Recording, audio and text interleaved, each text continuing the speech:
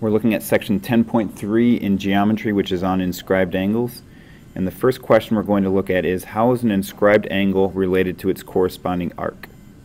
More specifically, how is the measurement of this arc down here that has the two little hash marks on it related to the measurement of that arc angle x? Well, one of the things I'm noticing is that if I add angle 1 plus angle 2 plus angle 3 together, it goes all the way around this circle, so those three angles are going to add up to 360 degrees. Next, I already made this observation over here, but measure 2, 4, and 5 add up to 180 because they make a triangle together. 3, 6, and 7 add up to 180 because they make a triangle together. So then if we add these left sides together, and if we add these right sides together, those sums would be equal. The right side, 180 plus 180 is 360 degrees. The left side, we're going to add all of those angles together, and I'll do it over here on the right side. That's measure of angle 2 plus measure of angle 4 plus measure of angle 5 plus measure of angle 3 plus measure of angle 6 plus measure of angle 7. So all of these angles added together sum up to 360 degrees, which is also what measure of angle 1 plus measure of angle 2 plus measure of angle 3 was equal to. Doing some simplification, I can subtract angle 2 from both sides. I can also subtract angle 3 from both sides. On the right side of the equation, then we have measure of angle 1. And on the left side, we have 4 and 5. Now if I go back to this triangle is an isosceles triangle. The radius of a circle can't change, which means that measure of angle 4 is equal to the measure of angle 5. So I'm going to do a substitution here and call that 2 times the measure of angle 5. Next, and the other triangle I'm using that has 6 and 7, 6 and 7 are also equal to each other in this isosceles triangle. I'm going to make that substitution and say that's 2 times the measure of angle 6. If I'm going to divide both sides of the equation by 2, I get measure of angle 5 plus measure of angle 6 is equal to 1/2 the measurement of angle 1. And if I look back at my original diagram, measure of 5 plus 6 is this inscribed arc angle or inscribed angle that we're talking about. So in other words, this inscribed angle is 1/2 as big as that corresponding arc. We're going to be using that equation as we solve some of these problems then. First one, I have this inscribed angle of 105 degrees. It starts here and goes around the circle until we get to that point, which is arc angle x. So since this inscribed angle is 105, that means arc angle x is equal to 210 degrees, so x is equal to 210. Next, to find y starts here and goes to that point. I already know that x is equal to 210. I know that this angle is 60 degrees. 210 plus 60 is 270, which leaves 90 degrees left for that yellow arc angle, so y is equal to 90. In the next example, x is an inscribed angle, which means that this corresponding arc is going to be equal to 2x. Well, to go from 2x to the 40 degrees, I'm going inscribed angle, the corresponding arc, so I have to divide this by 2 in order to get to that angle. Or in other words, since this inscribed angle is 40, that means that this arc is 80 degrees. I'm going to set 80 equal to 2x, which means that x equals 40. And that leads to a theorem that since this arc angle with the 40 degrees and this x both have the same endpoints on the circle, they share that same corresponding arc, these two inscribed angles must be equal to each other. Next theorem. A quadrilateral is inscribed within a circle if and only if opposite angles are supplementary. And we're going to look at a very informal proof of that.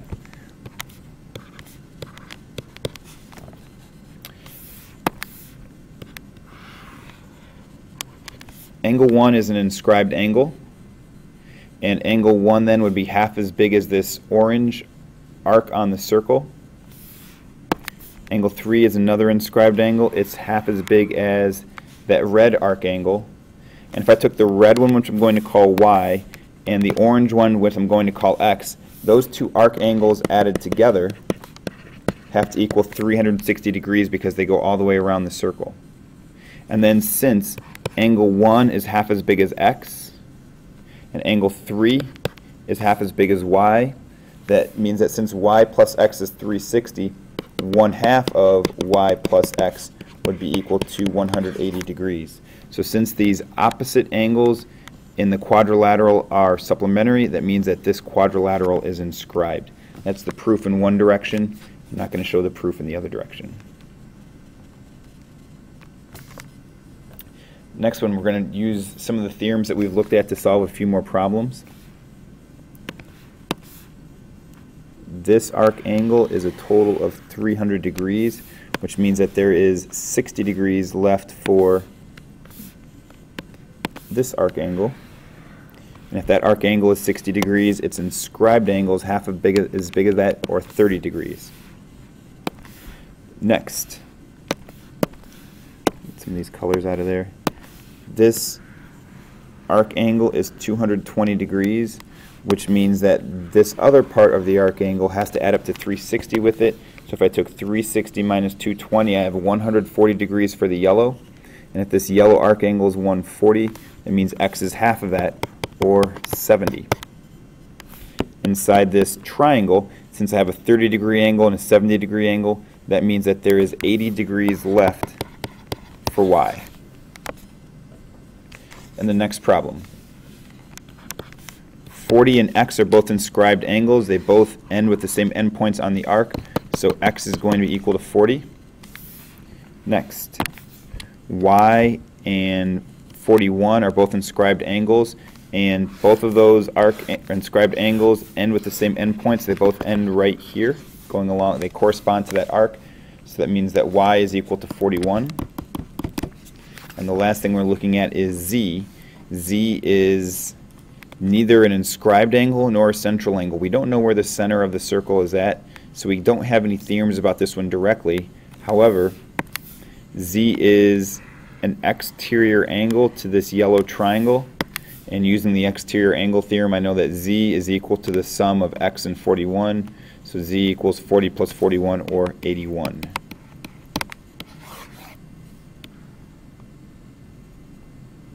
A couple more examples. We have an inscribed quadrilateral, and since it's an inscribed quadrilateral, that means that the opposite angles are supplementary. So if I add the 2x plus 5 and the x plus 40 together, they're going to sum up to 180 degrees. 3x plus 45 equals 180.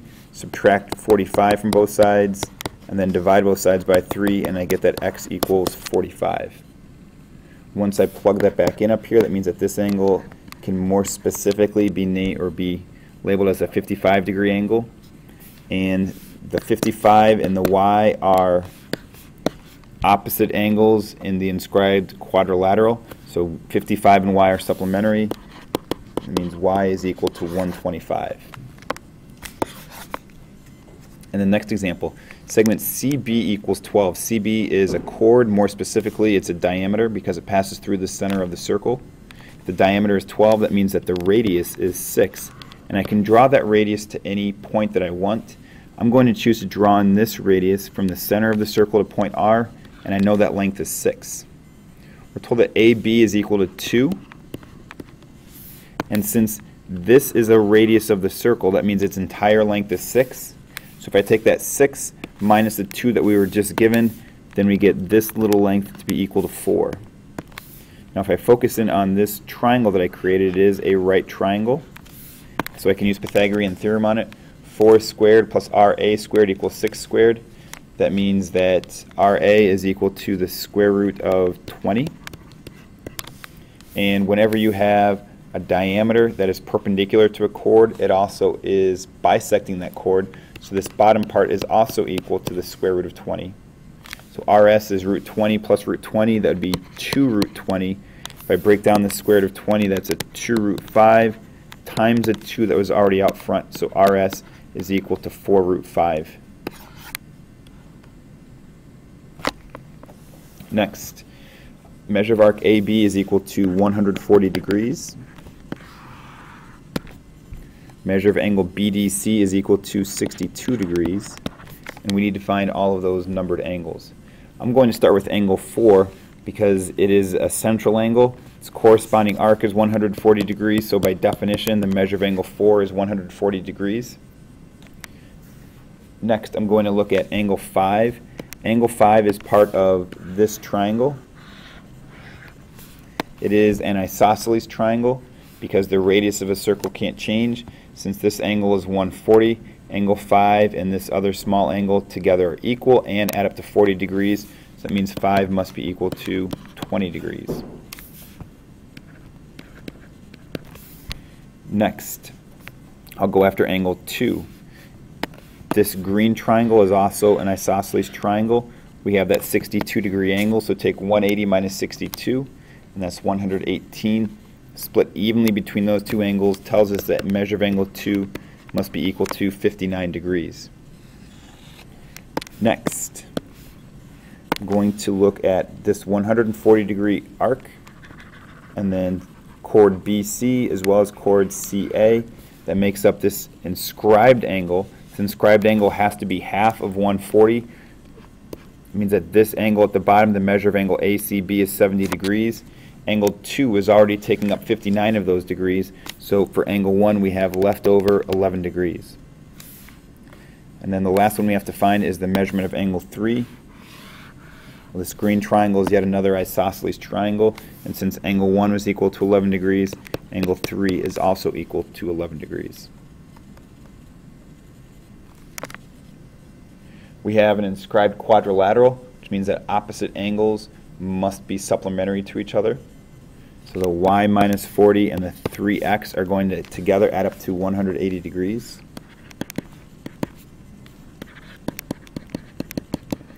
And I'll simplify this equation a little bit. 3x plus y is equal to, add 40 to both sides, so we get 220. The other thing that I know is that since 4x is an inscribed angle, that means that 4x is 1/2 of its corresponding arc, which is that 2y plus 10. 4x is equal to y plus 5. Now I have 2 equations with the same two variables, x and y, so I'm going to do a little bit of elimination in order to solve for x and y. 3x plus y equals 220. Subtract y from both sides. 4x minus y is equal to 5.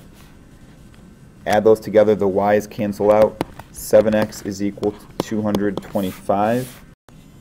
Divide both sides of the equation by 7 and we get x equals 225 over 7. And that is not going to be able to be simplified at all. In order to solve for y, I can plug this x value in to any of the equations where I see an x. I'll choose to plug it in right here. So 4 times x would be 900 over 7. That's equal to y plus 5. Subtract 5 from both sides. The common denominator would be 7, so I'm really subtracting 35 over 7 from both sides. So I get a y value of 865 over 7.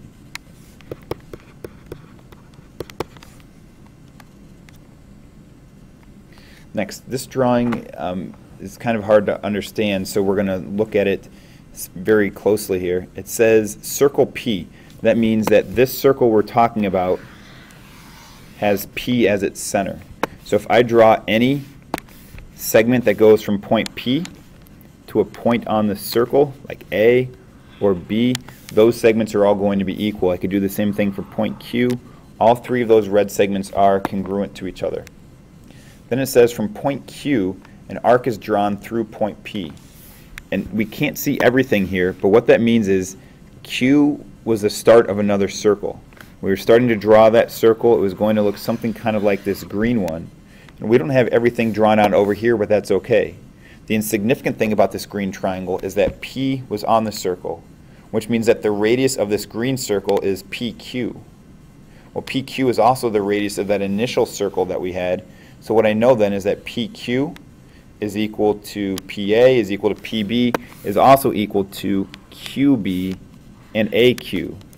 All 5 of those red segments are congruent to each other. Not only are there equilateral triangles,